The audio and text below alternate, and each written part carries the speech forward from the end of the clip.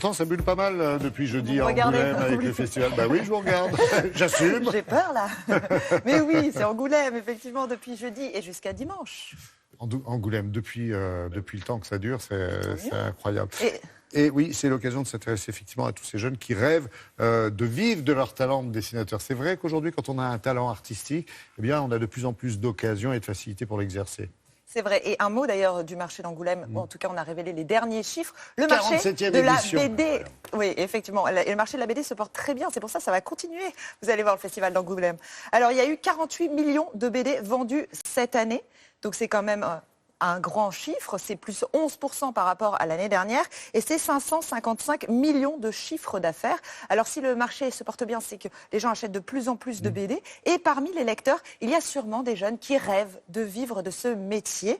Alors, c'est ce qu'on a voulu comprendre et savoir comment on pouvait faire. Alors, on peut faire effectivement des filières d'art appliqué, de graphisme, mais il y a aussi des écoles spécialisées dans la BD.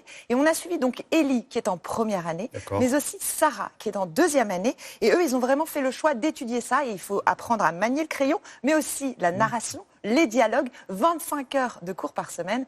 Regardez leur histoire en vignette animée. Je m'appelle Ellie, je suis en première année de BD à l'école Jean Trubert. Ce matin, on suit le cours de base du dessin, du coup, qui consiste à faire du dessin réaliste, mais légèrement stylisé. Le but de l'exercice, nature morte. Vous avez les éléments devant les yeux, on a un masque, une carafe, un vase transparent avec des reflets, c'est complexe. La grille du masque aussi.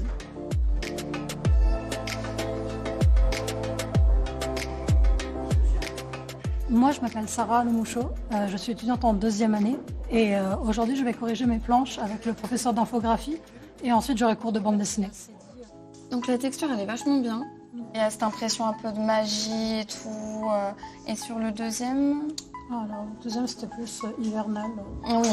En tout cas, la typo, elle est lisible. On comprend bien ce qu'il y a écrit, c'est impactant, donc ça fonctionne bien. Ce qui est unique avec la BD pour moi, c'est le fait que c'est pas seulement une succession de dessins, mais c'est aussi une planche.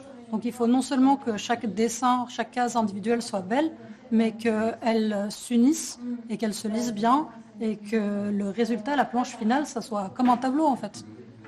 J'ai commencé à dessiner à 14 ans, ce qui est assez tard. Et au début, je voulais vraiment garder ça comme un passe-temps.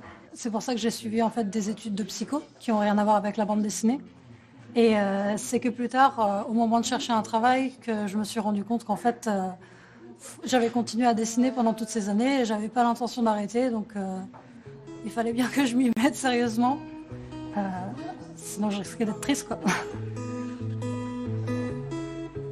La BD, c'est un art qui est vachement complet. Du coup, le fait de devoir gérer plein de choses est assez complexe. Je sais que moi, j'ai par exemple plus de mal à gérer pour tout ce qui est dialogue. Globalement, c'est surtout mettre de la vie, insuffler de la vie dans la BD pour moi qui est une vraie difficulté, quoi. C'est-à-dire ressentir des personnages vivants et pas juste avoir des petits dessins en fait de soi.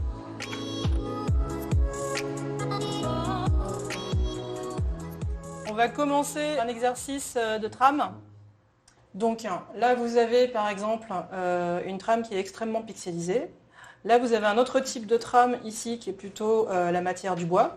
Okay, et à un autre endroit, vous avez une trame ici qui imite plutôt des carreaux.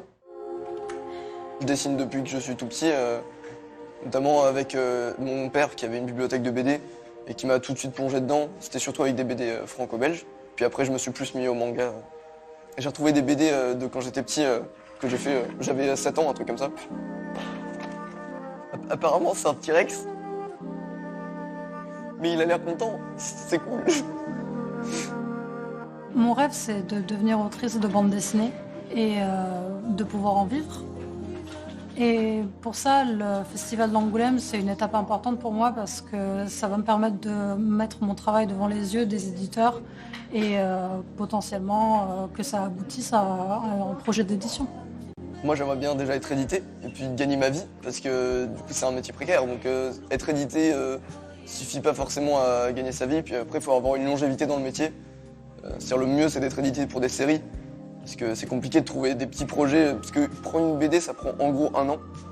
Comme il y a énormément de BD qui se vendent sur le marché, c'est vachement compliqué de se faire une place.